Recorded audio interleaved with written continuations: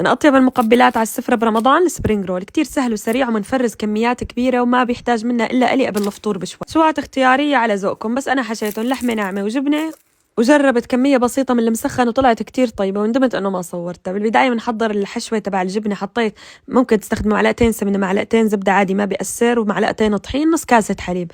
بنخلطهم سوا رح يتماسكوا مثل البشاميل. استخدمت 3 أنواع من الأجبان، حلومي وموزاريلا بيضاء غير مملحة وموزاريلا تبع البيتزا، وانتو على ذوقكم بس لتعطيكم هي المطة. بعدين بعد ما دوبتهم كلهم سوا رشت ملح، ركزت الملح وحبة البركة، وأنا اعتمدت تضل قطع الحلومي بهالنكهة هي لأنه بحب نكهتها. وبعدين مو بهالنكهة هي بهالشكل عفوا.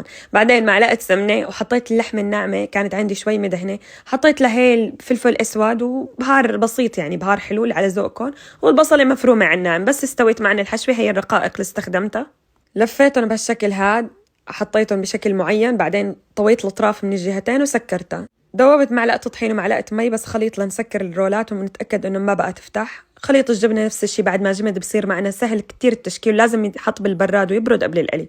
بعد ما حضرت كل الكمية تقريبا أنا عملت 400 قطعة لأنه عملت حشوات كتير. طبعا يفضل حتى لو بدنا نقليهم تازة، خصوصا الجبنة لازم نحطها بالبراد شوي تبرد أو بالفريزر شوي لحتى تجمد الجبنة.